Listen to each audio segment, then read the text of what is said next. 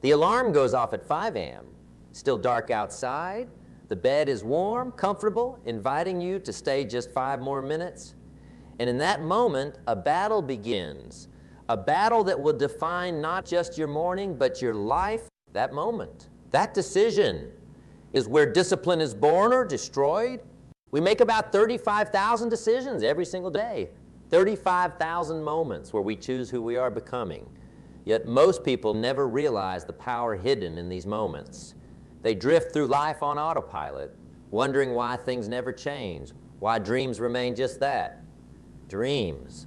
Today, we're going to change that. In the next few minutes, I'm going to share with you the most valuable currency in the world. Not gold, not Bitcoin, not dollars, but discipline. The ability to do what needs to be done when it needs to be done, whether you feel like it or not. You see, most people have it backward. They believe motivation comes first, then action, then results. But that's a formula for failure.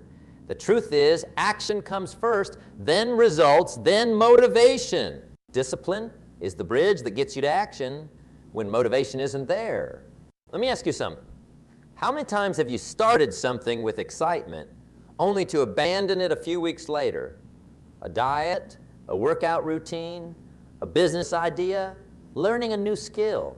Be honest with yourself. The statistics don't lie. 92% of New Year's resolutions fail. 92%. Why? Because people rely on motivation, a fleeting emotion, rather than discipline, which is a practice. Here's the cold, hard truth that nobody wants to hear. For your life right now is the sum total of your habits. Not your intentions, not your hopes, not your dreams. Your habits, the small, seemingly insignificant choices you make day after day, week after week, year after year. Let that sink in. The body you have, the bank account you have, the relationships you have, they're all reflections of your habits. And habits are built through discipline. Now, I promise to show you how to build discipline in 30 days. Not how to think about it, not how to plan for it, but how to actually build it. Because discipline isn't something you're born with. It's something you forge like steel in fire. Day one starts with a decision. Not a wish, not a hope, a decision. A decision that from this moment forward, you will no longer be a slave to your feelings. You will no longer let your emotions dictate your actions. You will do what needs to be done, regardless of how you feel. That's the foundation. That's day one. Making the decision that you're done drifting. You're done leaving your life to chance. You're taking the wheel. But decisions without actions are just wishes. So on day two, you're going to pick one small habit, just one, that you're going to perform every single day for the next 29 days. One habit that aligns with the person you want to. Maybe it's waking up at 5 a.m. Maybe it's reading for 30 minutes. Maybe it's walking 10,000 steps. Maybe it's calling one potential client. It doesn't matter what it is, as long as it's specific, measurable, and challenging enough that it requires discipline. Write it down. Put it somewhere you'll see it every day. Tell someone who will hold you accountable. Make it impossible to ignore. Now here's where most people go wrong. They try to change everything at once. They decide they're going to wake up at 5 a.m., meditate for an hour, work out for 2 hours, read a book a week, start a business, and completely overhaul their diet, all on day one. And guess what happens? They burn out by day 3. They try to run a marathon when they haven't even learned to walk. Discipline is built one brick at a time, one small victory after another. The goal isn't perfection, it's progress, consistent, relentless progress. By day 7, that one small habit is going to start to feel easier. Not easy. You'll still feel resistance. The bed will still be warm at 5 a.m. The book will still compete with the TV. The gym will still seem far away after a long day. But you're going to do it anyway, because you made a decision on day 1 that your actions will no longer be dictated by your feelings. By day 14, something interesting happens. That habit starts to become part of your identity. You start to think of yourself as the kind of person who wakes up at 5 a.m. or the kind of person who reads every day or the kind of person who doesn't miss workouts. This is powerful because once something becomes part of your identity, the question is no longer, should I do this? But is this who I am? And that's a much stronger motivator than any external reward. But it's around day 15 that most people hit the wall. The novelty has worn off. The initial surge of motivation is gone. This is the moment of truth. This is when discipline is truly tested. And this is precisely why we need to redefine what success looks like. Success isn't doing something perfectly. Success is getting back on track when you fall off. If you miss a day, you haven't failed. You've simply experienced a setback. Failure only happens when you stop trying.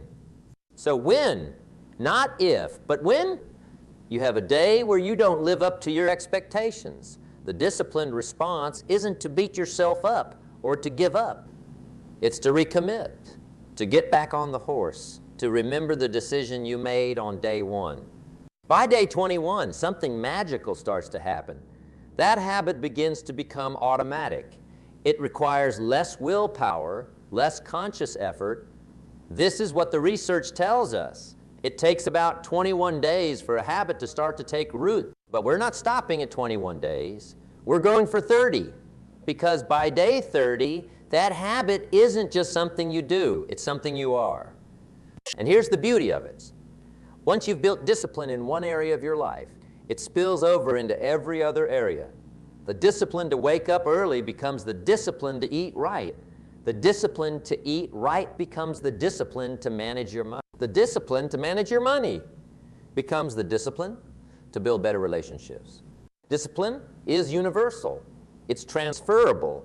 Master it in one domain and you can. But let's be clear about something. Discipline isn't about punishment. It's not about deprivation. It's about freedom. Freedom from the tyranny of impulse. Freedom from the prison of procrastination. Freedom to create the life you want rather than accepting the life you want. Think about the things you want most in life.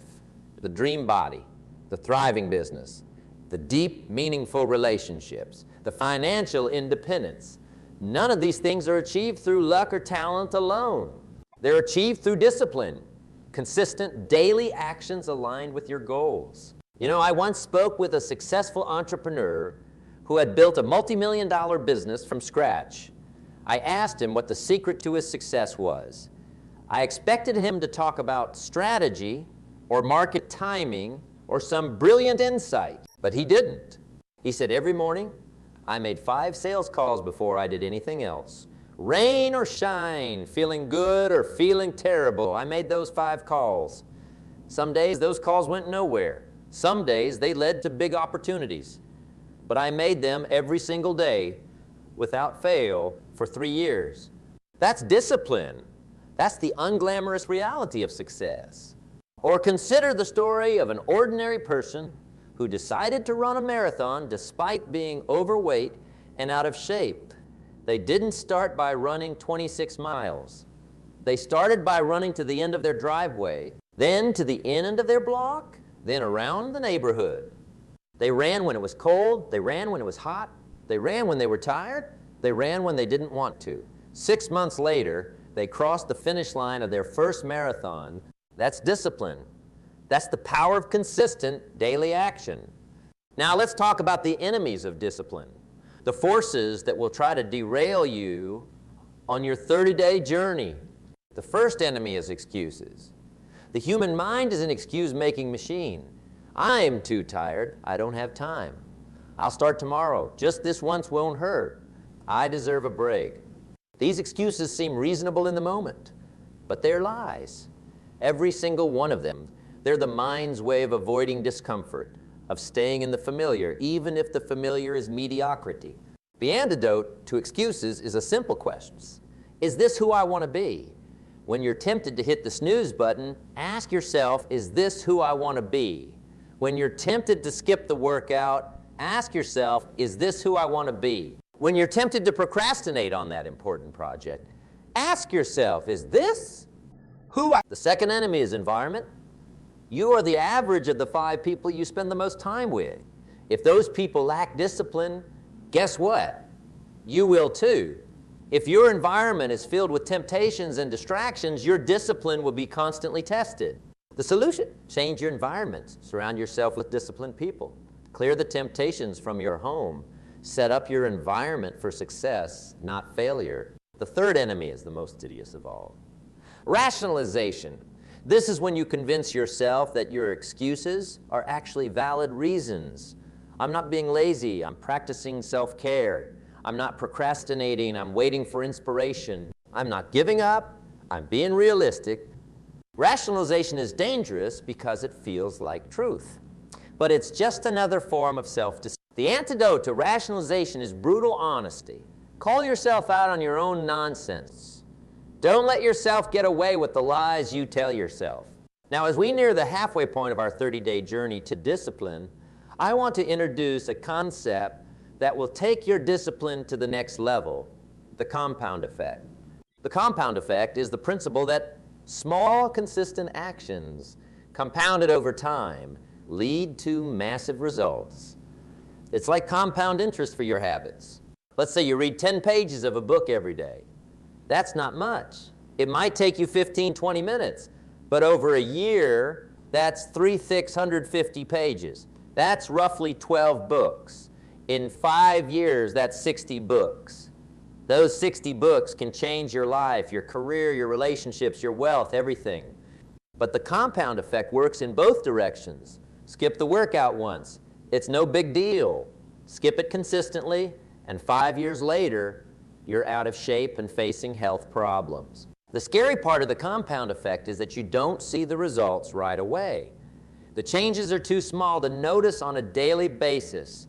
It's only when you look back over months and years that you see the dramatic difference. That's why discipline requires faith. Faith that you're small. Consistent actions are making a difference, even when you can't see the results yet. By day 30 of your discipline journey, you won't have achieved all your goals. You won't have transformed your entire life, but you will have laid the foundation. You will have built the habit of discipline. The habit of doing what needs to be done, when it needs to be done, whether you feel like it or not. And that habit, that skill, is worth more than gold, because with discipline, every other goal becomes achievable. Every dream becomes possible. So let me ask you, what will your day one look like? What decision will you make today that your future self will thank you for? What small habit will you commit to for the next 30 days? The clock is ticking. The choice is yours.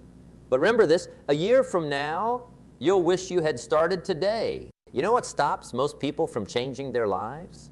It's not lack of information. We're drowning in information. It's not lack of opportunity. We live in the greatest time of opportunity in human history.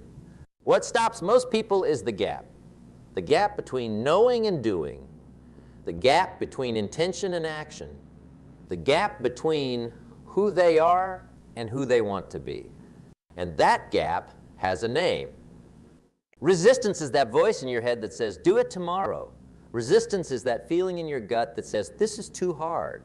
Resistance is that impulse that pulls you toward comfort and away from growth. Resistance is the enemy of discipline. And make no mistake, it will never go away completely.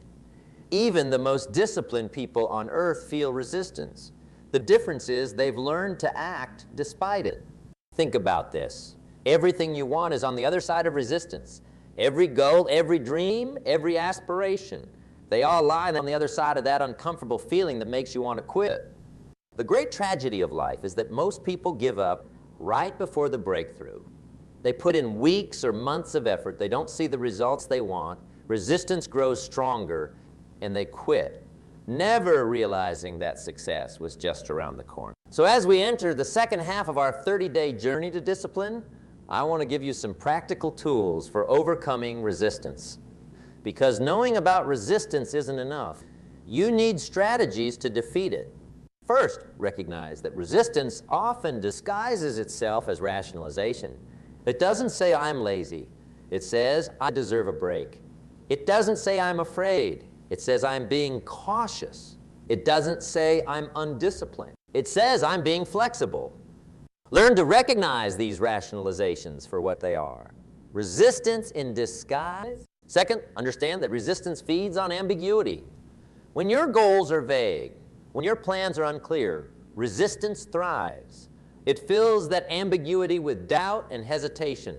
The antidote, clarity and specificity. Don't say, I'm going to exercise more. Say, I'm going to walk for 30 minutes at 7 a.m. every weekday. Don't say, I'm going to eat better. Say, I'm going to prepare my meals every Sunday for the upcoming week. Don't say, I'm going to grow my business. Say, I'm going to make 10 sales calls every day before noon. Discipline thrives on clarity. The more specific your commitments, the less room there is for resistance to operate. Third, use the power of identity to overcome resistance.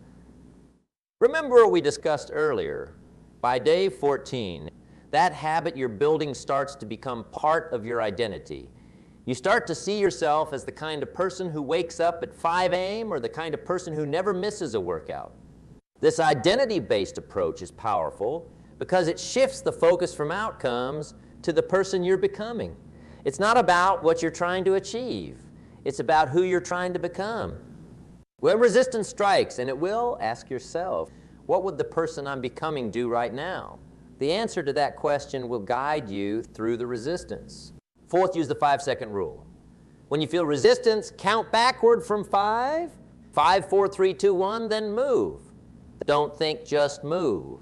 This short circuits the overthinking that resistance thrives on. Fifth, break down overwhelming tasks into tiny, manageable steps. Resistance grows in proportion to the perceived size of the task. The bigger the task seems, the stronger the resistance. So make the task smaller. Don't think about writing a book. Think about writing a paragraph. Don't think about losing 50 pounds. Think about eating one healthy meal. Don't think about building $1 million business. Think about making one sales call. By day 16 of your discipline journey, these strategies will become essential because the initial excitement has worn off. Reality has set in. This is where the real work begins. Now let's talk about something that most people get wrong about discipline. They think it's about willpower. They think discipline is gritting your teeth and pushing through the pain. But that's not sustainable. Willpower is a finite resource. It depletes throughout the day. If your strategy for building discipline relies solely on willpower, you're setting yourself up for failure. True discipline is about systems, not willpower. It's about creating environments and routines that make the right behaviors easier and the wrong behaviors harder. Want to wake up earlier? Put your alarm clock across the room so you have to get out of bed to turn it off. Want to eat healthier? Don't keep junk food in the house? Want to spend less time on social media? Delete the apps from your phone. These environmental changes require much less willpower than constantly fighting against temptation. They're force multipliers for your discipline. By day 20 of your journey, these systems should be firmly in place. Your environment should be working for you, not against you. Now let's address another misconception about discipline, the idea that discipline means saying yes to hard things. That's only half the truth. Discipline is also, perhaps even more so, about saying no to the wrong things. Every time you say yes to something, you're saying no to something else. Every time you say yes to watching TV, you're saying no to reading. Every time you say yes to hitting the snooze button, you're saying no to your morning workout. Every time you say yes to a distraction, you're saying no to your most important work. Disciplined people are ruthlessly selective about what they say yes to. They understand that their time and energy are their most valuable resources, and they protect them accordingly. By day 23, you should be getting better at saying no. Not just to others, but to yourself, to the impulses and distractions that would pull you away from your most important commitments. As we approach the final week of our 30-day journey, I want to introduce a concept that will help you maintain discipline for the long term.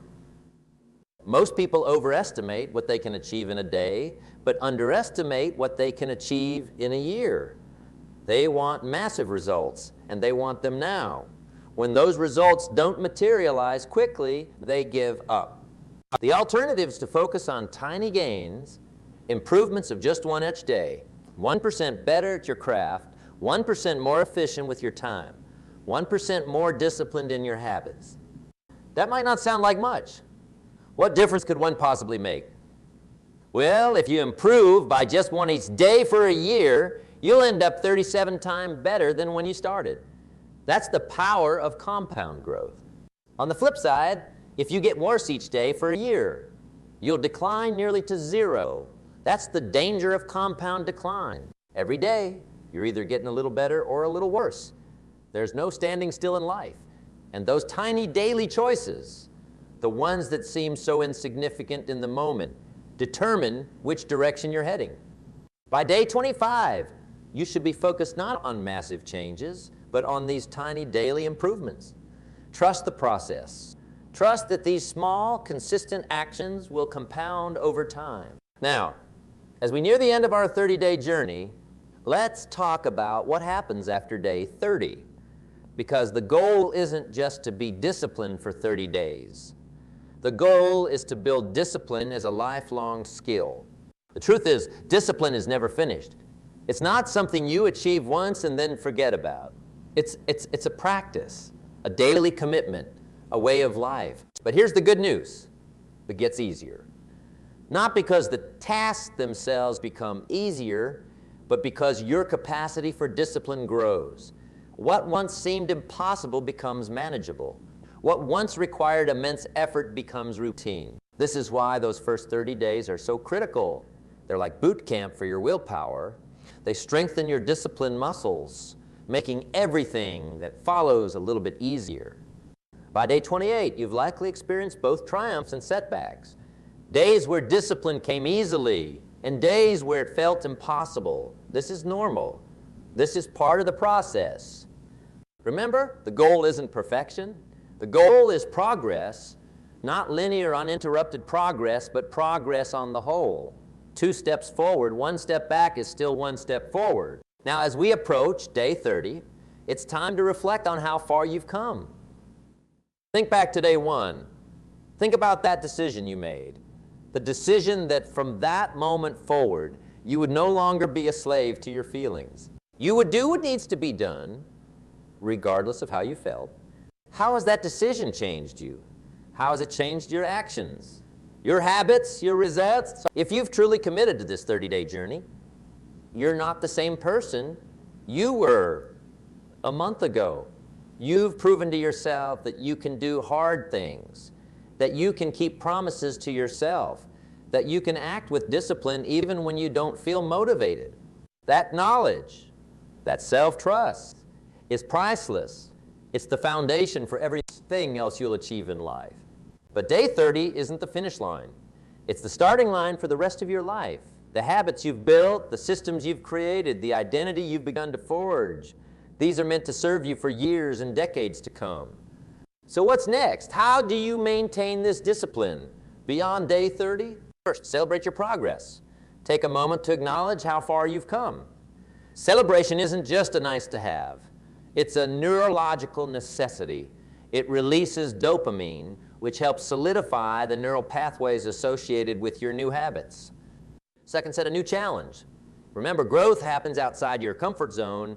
If that one habit you've been building for 30 days now feels comfortable, it's time to add another layer of challenge. Not a completely new habit. That would be starting over, but an extension of what you've already built. If you've been reading 10 pages a day, try reading 15. If you've been walking for 30 minutes, try jogging for part of that time.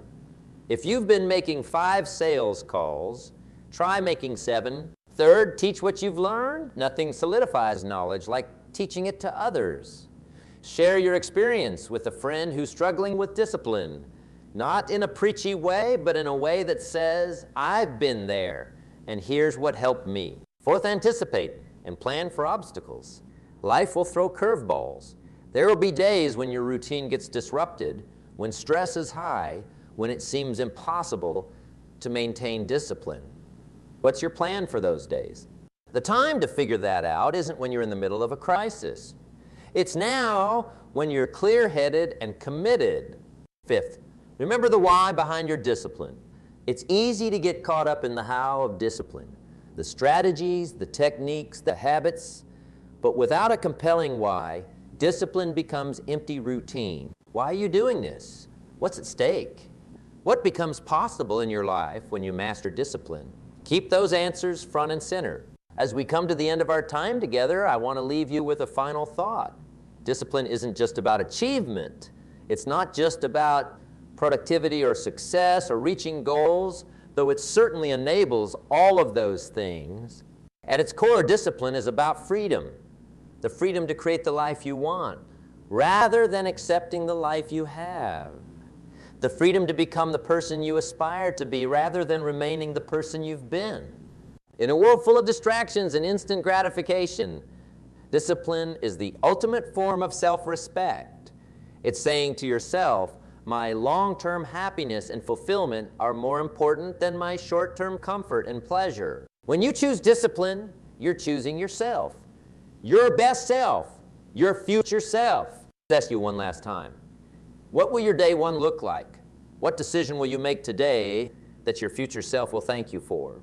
What small habit will you commit to for the next 30 days? Because right now, in this moment, you have a choice.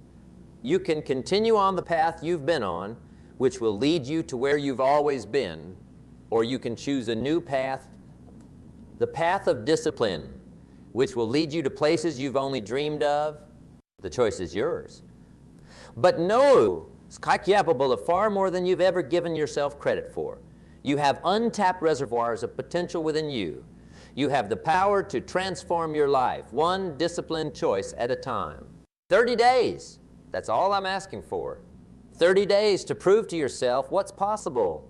30 days to build the foundation for a new life. 30 days to develop the most valuable skill you'll ever possess. Can you give yourself that gift? Can you make that commitment? I believe you can. I believe you will. Because deep down, beneath the excuses and the rationalizations and the comfortable routines, there's a part of you that's hungry for more.